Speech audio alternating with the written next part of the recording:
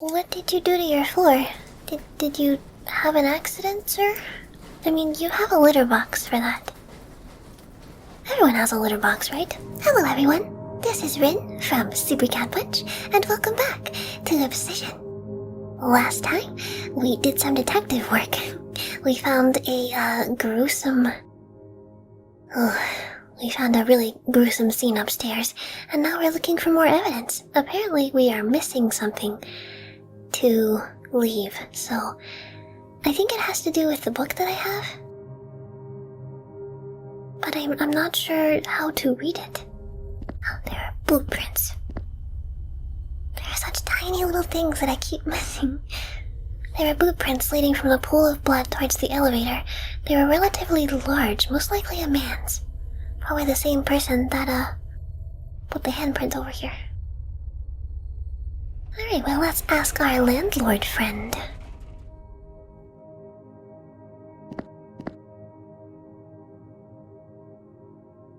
We found a set of boot prints in her apartment. Do you have any idea who they might belong to? I don't know. She had a few visitors, but I can't really remember them. She did have a boyfriend a couple months back, some young punk with green hair and metal in his face. I think he wore some big leather boots. Do you remember his name? She called him Marky, so... Mark something? Maybe that's the final clue we've been needing.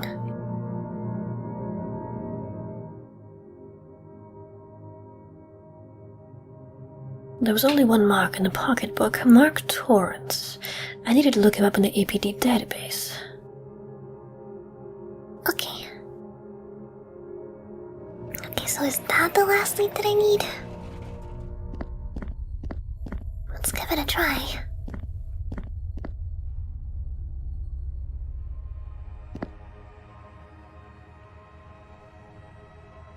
I found a name, Mark Torrance. He was involved with Serena.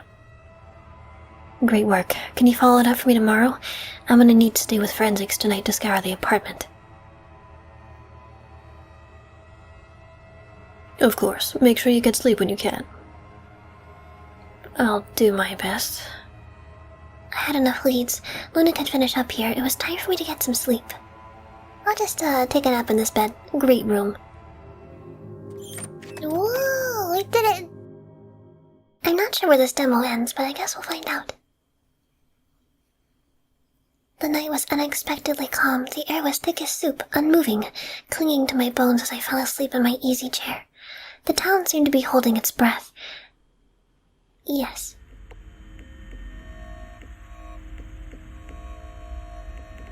The dawn sunlight was bleached bone.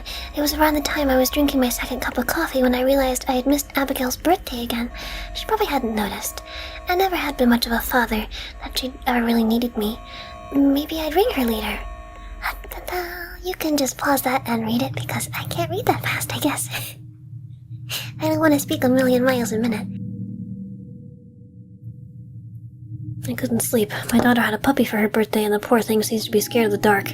Cries all through the night. It's like having another child. Oh boy. And please, call me Tamir. I know we're at work, but there's no one else here. Why are you always so formal? If a person earns a doctorate, it should be respected, in my view. Please, tell my wife the next time you're over for dinner. We'll see how that goes. Now, Oh, we're not even 5 minutes in and I need some tea, okay? Do you have a time of death? That's a difficult question to answer. How so? Looking at the relative lack of cloudiness within the corneas, I would place the time of death between 8 and 9 p.m. yesterday. That fits with the statement from the landlord. But the livor mortis, the lividity of the blood as it pulls under the skin, places the death at 2 or 3 days ago. What? And then there's the soft tissue, both attached to the corpse and separate. There are aspects of necrosis that could place the time of death at a week ago. How is that possible? Honestly, I'm not sure. What was the cause of death? Well, from the scattering of the organs, you would assume a swift death due to blood loss and trauma. At least, that was my first assessment, but the timings don't match. What do you mean? The lungs are relatively fresh. I mean, I wouldn't want to put them on my pizza. Yeah, lung pizza's not really that great. Yes, well, I mean, to say that judging from the lack of necrosis, they largely match the time of death measured through the corneal cloudiness. The liver, however, is in a very poor state. The tissue is degrading and narcotizing at an alarming rate. Similarly, some of the skin around her stomach also carries the same, sponginess, for lack of a better word. Perhaps it could be caused by some kind of acid.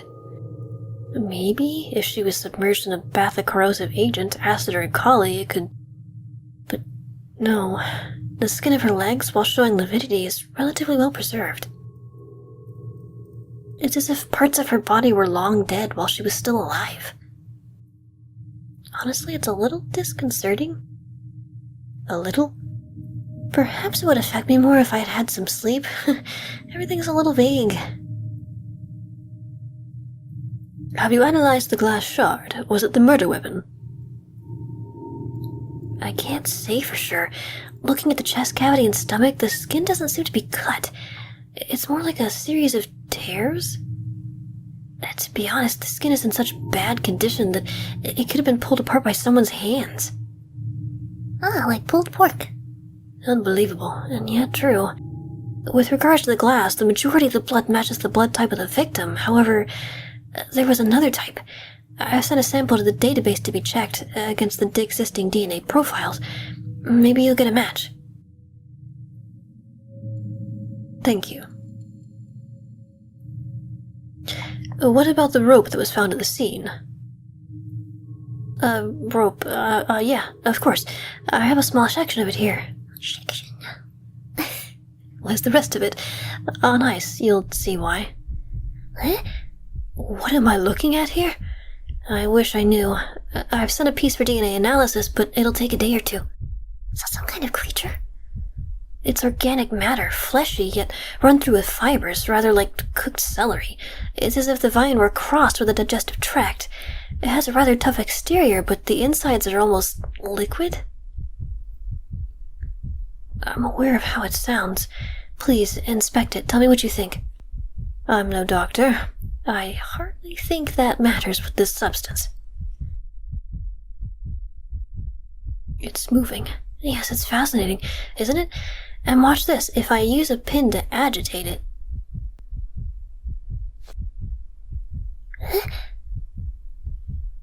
Good Lord. It appears soft on the surface. Sometimes. What do you mean? It shivers on occasion, a ripple that tenses the surface, a spasm of sorts. This appears torn. I tried to cut it with a scalpel, but there are strong It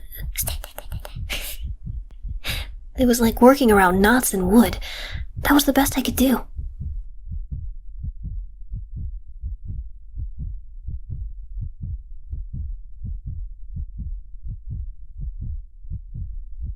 These strands, are they growing? Apparently so. I'll be freezing this section soon, believe me. Oh boy. I don't know what to make of this, of any of it. Why are you even taking the case, your vice? Luna asked me and I have the time. Do you? I'll make the time. If you say so, I'm going to the office. Can you fax the completed report to me? Of course, it'll be done within the hour. Before you go, there's just one more thing. It might be nothing, but this struck me as a little curious. The victim has a tattoo. Is that so odd? Well, maybe not, but it was quite recent and the flesh was inflamed as if it were infected. It was a diamond, bright red, on the inside of her left wrist. Noted. Thank you, Tamir.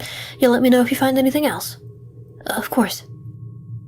Diamond tattoo on her left wrist. Okay. I'm sure we'll be looking for that. Please look after yourself. Will do. I'll be in touch.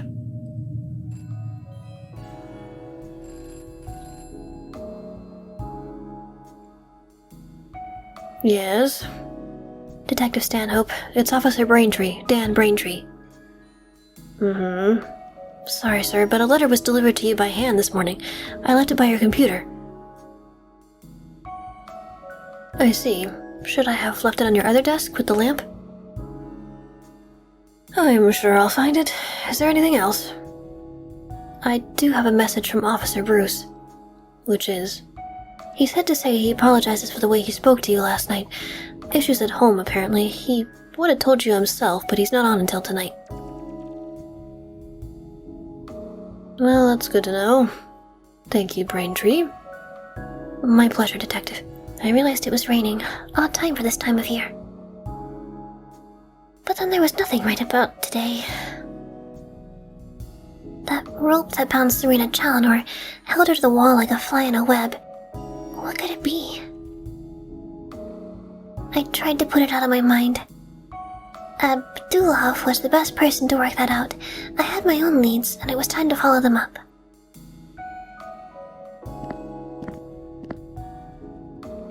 I had a water cooler by my desk, though I rarely used it. It was a poster from my younger days. I had quite the interest in progressive rock in the 70s. Farm 34 were the finest example in my opinion. Their greatest hits, Collective, is required listening for anyone wanting a greater understanding of life. A small selection of books on criminology, with some historical references, and the occasional novel. Ashfield. It was a small town, but it had certainly experienced its fair share of tragedy.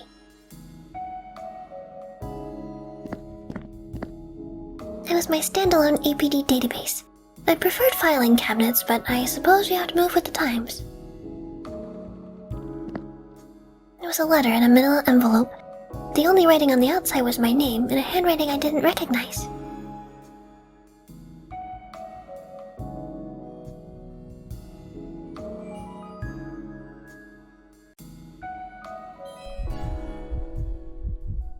I carefully opened the envelope and slipped the letter out.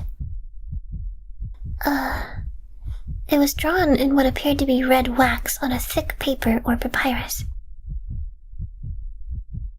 There was a jagged diamond in the center, with jagged edges. A strange cluster of symbols surrounded it, perhaps an alphabet of some kind.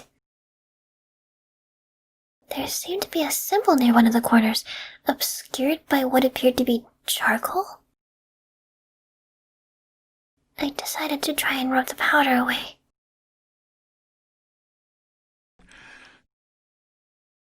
Oh no. Something had cut into me, but that made no sense. Oh no.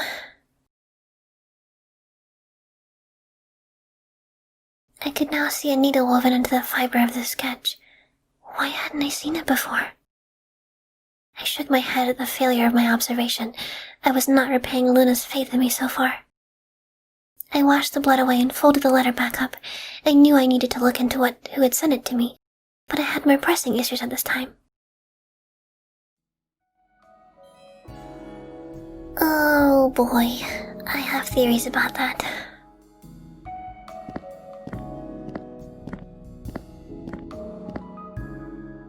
My closet, there were no skeletons in there, though there were a lot of old shoes.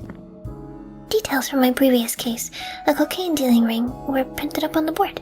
Okay, let me make sure I can't do anything with the computer.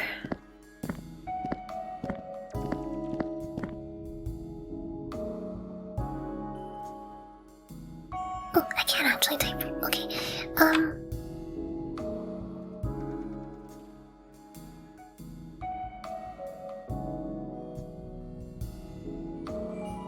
Alright, 52 Carpenter Avenue, Building 5, Apartment 3, Ashfield.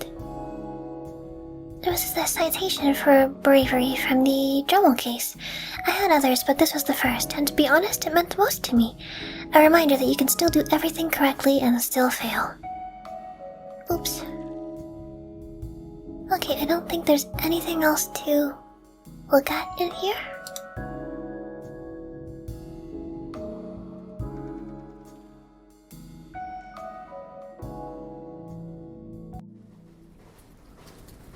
Oh. Okay. What did you do to your floor? Did you have an accident, sir? I mean, you have a litter box for that. Everyone has a litter box, right? My easy chair. Blue velvet and mahogany. Mahogany. Mahogany. Does anyone get that reference? It had cost a few $100s, but my back has been thankful ever since. Your back is important, guys. You need a good bed. You'll always need a good bed. I had been living in the apartment for around 5 years, but it was probably too hard to tell. I had always been too busy to unpack everything. My desk. I tended to organize most of my life in the same way as I did my cases, but at a far lower priority. Assorted criminology books and also a smattering of cheap thrillers, my guilty pleasure.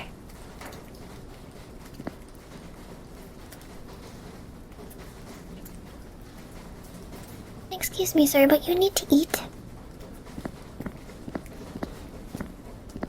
And you definitely need to drink. Drink water. There's a painting of a ruined castle from somewhere in the United Kingdom. I hadn't looked into its history, I just enjoyed the detail of the picture. My old black and white TV is still working after 20 years.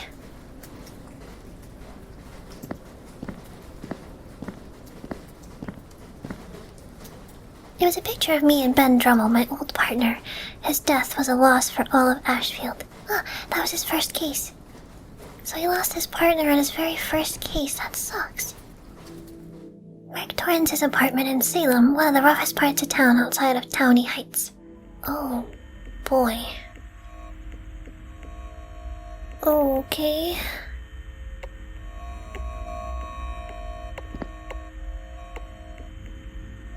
This was Mark Torrance's home, according to the database, and the surly drunk in the lobby.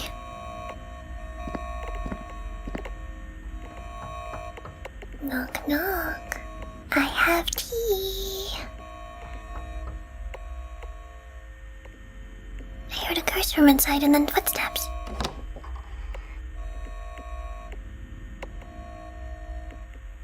The woman gave me a faint smile. Despite her stooped shoulders, she seemed to radiate calm. Ma'am? Yes, do you need something I could tell you I don't buy from the door? I'm a detective, ma'am. Will Stanhope. Can I ask you a few questions about your neighbor number 3, Mark Torrance? Mark? She leaned back a little. Is he in some kind of trouble? At the moment, I just want to talk to him, that's all. Well then, ask away. How long have you known Mark? He moved in a few years back, maybe 5. Moved from Worcester, I think he said. And family? He mentioned his pa back home, but never comes to visit, though. I get the impression there was bad blood there. Why is that? Poor boy moved in with nothing more than a rucksack and clothes on his back. I think he left in a hurry. And why do you think that is? Mister, I leave the mind reading to that woman with the stall in Wicker Park. You didn't ask him? Squint. You don't prod at wounds that are hurting. You've got to let it heal. What do you think of him as a neighbor? Any trouble? Depends on what you mean by trouble. He used to play his music loud, but a broom on the wall a few times put a stop to that. What about visitors? Anyone concerning? A few rock and roll types, all metal in their face and black clothes, but they're just kids looking for attention. Give them a smile and they're good as gold. Mark's like that. He likes to act tough, but he'll come around and move my furniture when I'm vacuuming and pick me up some groceries when I'm under the weather. I see. His name has come up in a connection with a Miss Serena Challenor. Is that name familiar to you? Yes, I met Serena a few times when they were dating. Always very polite, pleasant. She had a wicked sense of humor, very sharp. She had an interesting style of clothing, both of them do. So sad it didn't work out between them. What caused the breakup? You'd have to ask Mark. I know he was broken up about it, but he's trying to move on, far as I can tell. I think he just stopped returning his calls. Any idea why? Better to ask him. When was the last time you saw Mark? A couple of nights ago, leaving his apartment. How was he? Normal. He's sometimes quiet, but nothing out of the ordinary. What was he wearing? A military jacket, a bit worn, and black jeans, I think. Boots? Big brown ones. There was a look on her face, concern mixed with sadness. I needed to ask her what was on her mind. I get the impression you want to ask me something. You're sharp. Look, I'm no fool. I can tell that Mark is in some kind of trouble. At the moment, I'm just looking to speak with him. Don't try and lie to me, Detective. I'm good at reading people. He's a good boy. No matter what you think he's involved in, all I want is that you'll hear him out.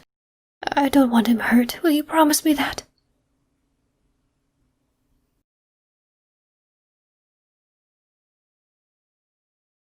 I just want to talk to him. That's always the best place to start.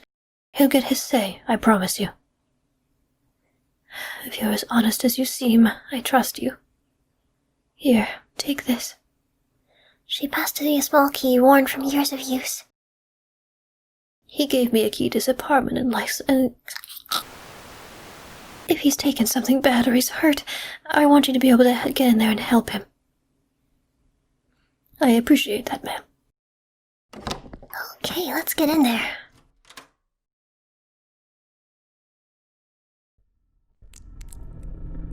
The unmistakable metallic stench of blood hit my nostrils as soon as I entered the apartment. Mark Torrance was nowhere to be seen. A trail of gore led towards the bathroom. There was a low, irregular rustling in the darkness. I slipped on a pair of surgical gloves and got to work. Oh, he probably met the same fate, huh?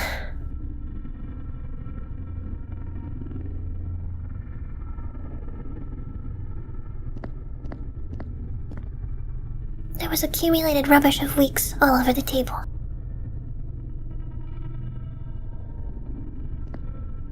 This was about as close as I wanted to get to the bed, which was just a mattress. There was no way of telling if it had been slept in recently.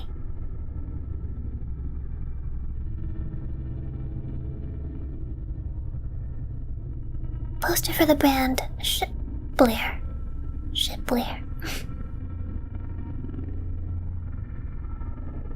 It was covered in brown stains. Oh, delicious. The dishes hadn't been washed for weeks.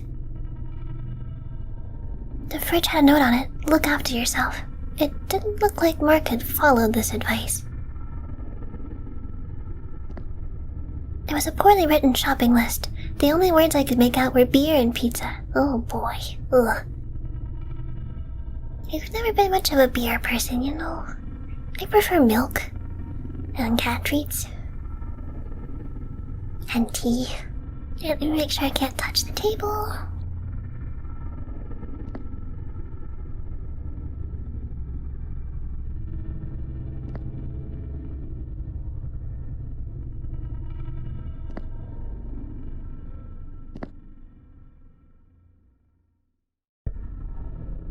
Okay, I can't touch anything, so let's go to the bathroom.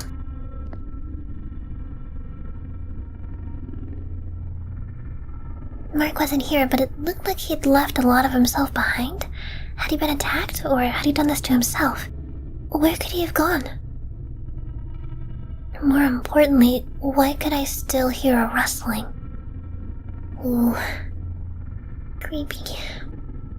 It seemed to be coming from the sink.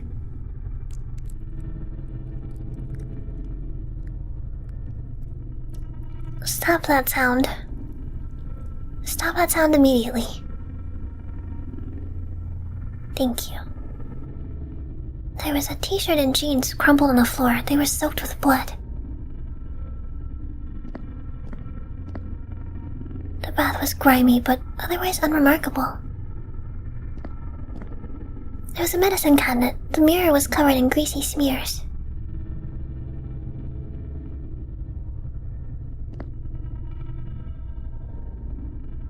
There was trash in every pocket of the filthy jeans.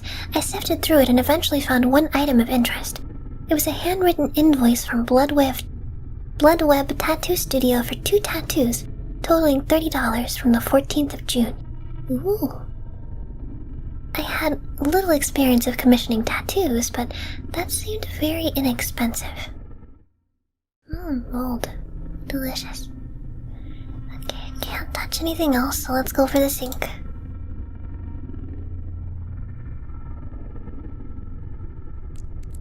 Oh, hi. The bile rose in my throat. The rustling was the gentle waving of the glistening, fleshy leaves growing out of the plug hole. The sink was slick with blood, and a lot of it. From the color, it seemed likely that it had been spilled relatively recently, most likely in the last 24 hours.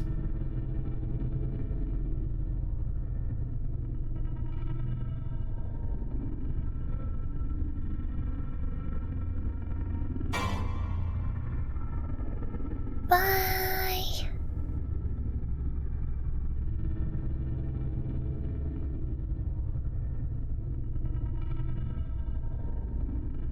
There was a bloody handprint on each side of the sink, as if someone had braced themselves against it. Perhaps the blood in the sink had been vomited rather than seeping from a wound? A bloody handprint was smeared down the wall. I decided to leave further analysis for forensics. A pile of assorted viscera lay on the floor. There seemed to be an organ or two within the fleshy matter, but I couldn't recognize them. They seemed to be rotting, though the blood around them was relatively fresh.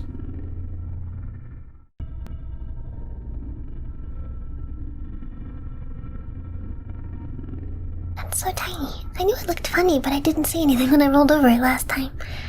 There was something under the dresser, something shiny. I like shiny. It was a Polaroid. Oh boy.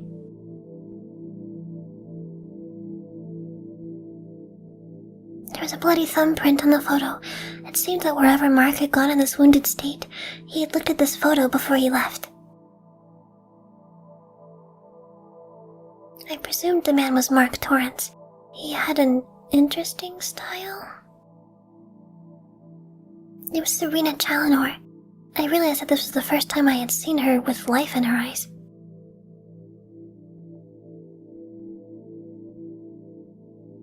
There was a bridge in the background of the picture, probably Cobb Bridge to the east of Ashfield. I made the call in the phone booth outside to get the apartment sealed and analyzed. I doubted Mark would come back to that bloodbath, but if he was still alive, where was he? Okay, let's go to the gallery.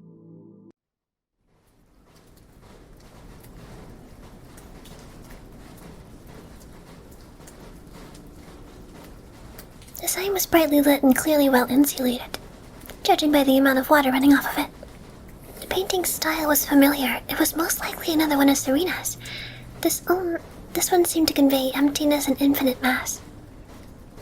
My favorite combination. The door to the gallery, tasteful wood and frosted glass.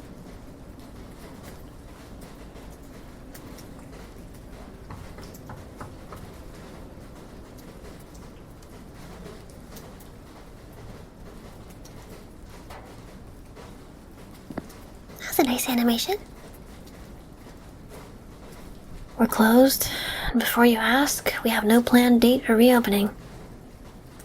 Could I have a moment of your time, then? What for? I don't know you and I don't want to. I'm APD, Detective Stanhope. Well then, go away, Detective Stanhope. Her body was shaking with barely held emotion. It seemed the news of Serena Challenor's death had already made its way here. I know this is a difficult time, ma'am. I just want to ask you a few questions and then I'll be out of your hair. Fine. Thank you. Can I ask your name? It's Hu Mei Ying. Call me May. How long have you known her? Since last year, sort of. What do you mean?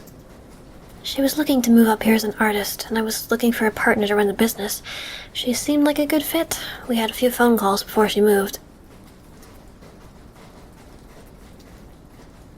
Where did she move from? New York. She said she couldn't find a way to stand out here. Too many artists.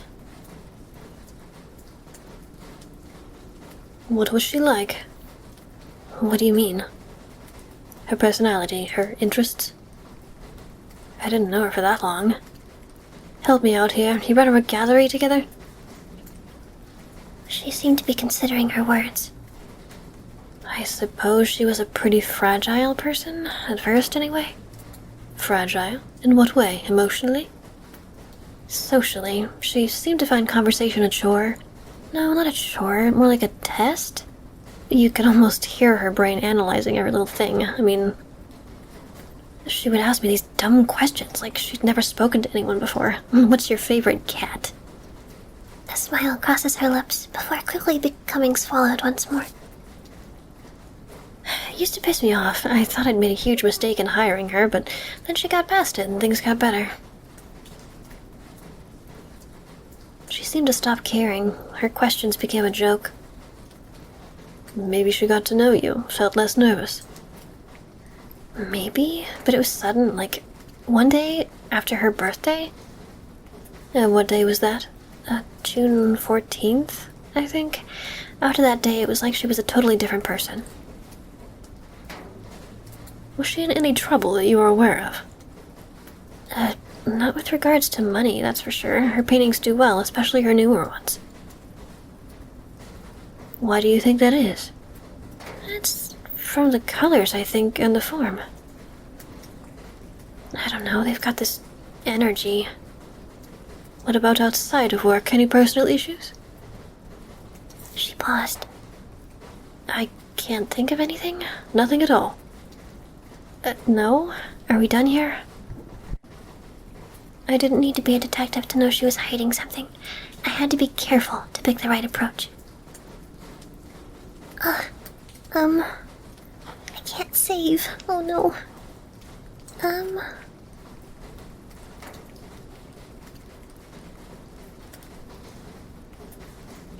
It's clear that you cared for her, and perhaps you see discussing her as a betrayal.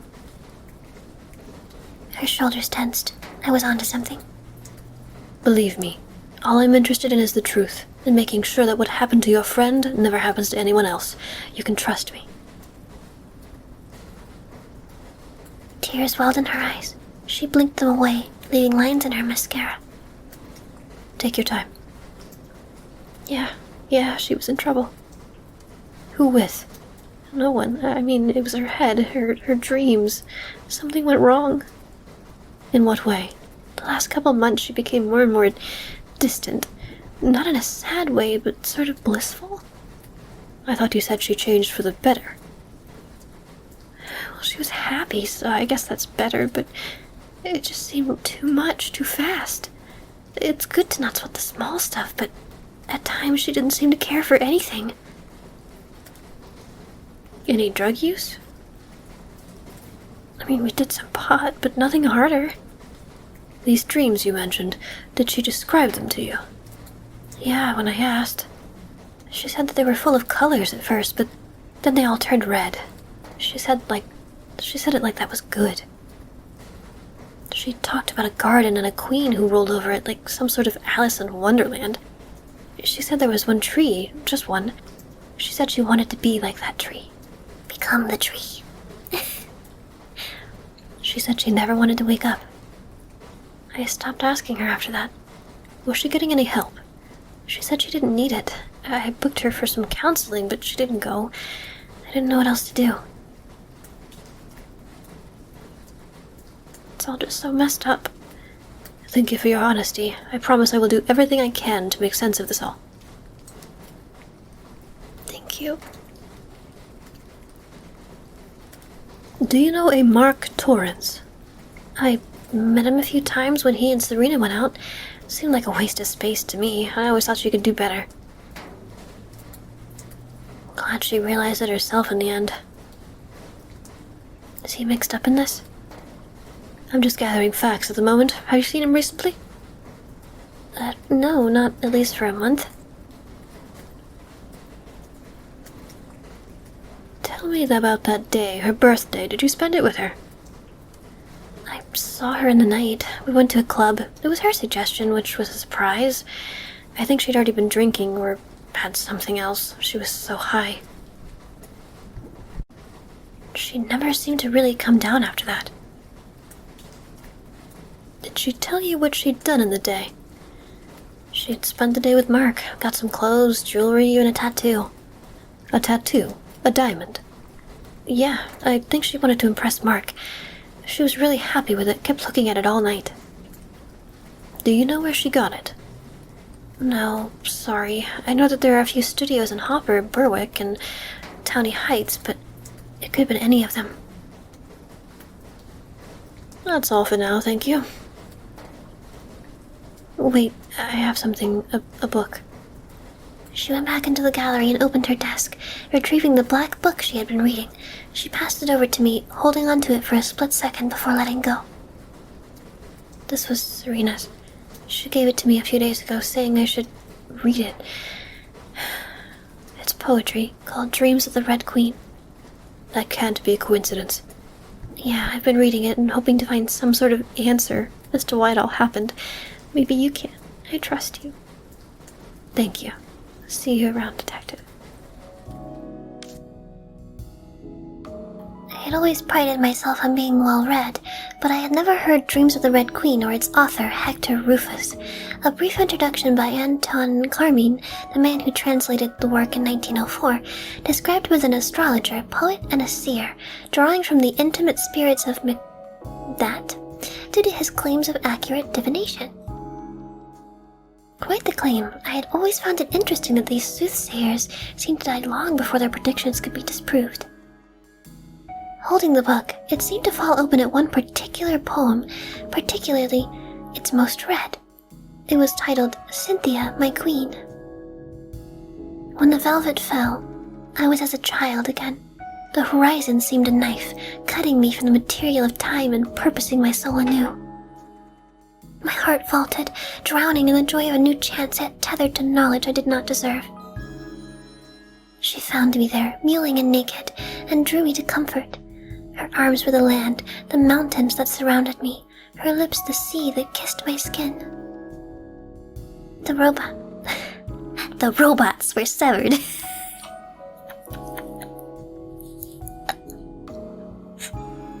Wouldn't that be the end of the story? The robots have been severed, guys. We're doomed. There's a receipt within the pages, too. The book was purchased at Carmine's Books on the north side of Mercy. Nice. Oh, I was trying to combine random things in the inventory because I didn't know what else to do. Serena's tattoo and the receipt from Bloodweb. With leads few and far between, perhaps it was worth investigating. I tried to find the address of this before and it wouldn't work. The address was between Hopper and Townie Heights. Nice. I mean, you could have just typed it into your computer like I tried to, you know. As I stepped out onto the sidewalk, the air around me seemed to hum. People moved in and out of focus. I leaned against a fire hydrant and lost my lunch into the gutter. Yeah, you see, when you got poked, you got infected with whatever the heck this stuff is. Exhaustion dragged me down onto my knees. I couldn't even focus on the faces of the people that gathered around me. Some kind of soul hailed me a cab. Some kind of soul.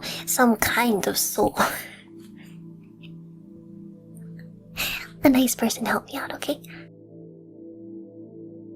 I dragged myself into a bed and almost immediately fell asleep. Oh no, we're having the dreams. Oh no. Oh boy. The blasted landscape spread around me for miles, horizon to horizon. A hot wind tore across the dust, whipping it into ashen drifts. The light of the white sun shone above me, became blood red as it washed over the dead landscape. Where am I? I could see someone in the distance standing next to a tree. Is it just one tree?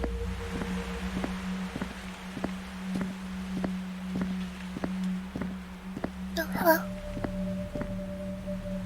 It can't be. Hello, Will. Ben? Detective Ben Drummel had been my mentor when I started with the Force. He had tempered my worst qualities with calmly delivered advice. He had been a father figure, but had let me make vital mistakes that led to improvement. His death had almost broken me. How can you be here? There was a twinkle in his eye. Is that really the strangest thing about this? Come on, Will, you can... His face suddenly dropped. His eyes widened.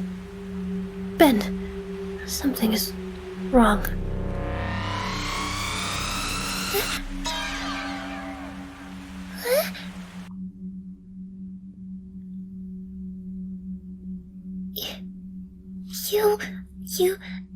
You put that cliffhanger at the worst and the best time that you could have. I want more. But I guess that's the point of the cliffhanger, huh? That was so cool.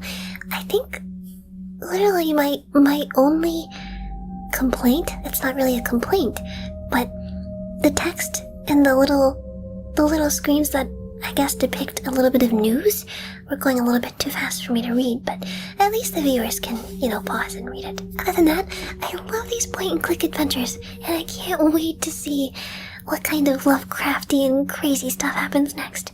Detective games are really fun. Great job on this so far.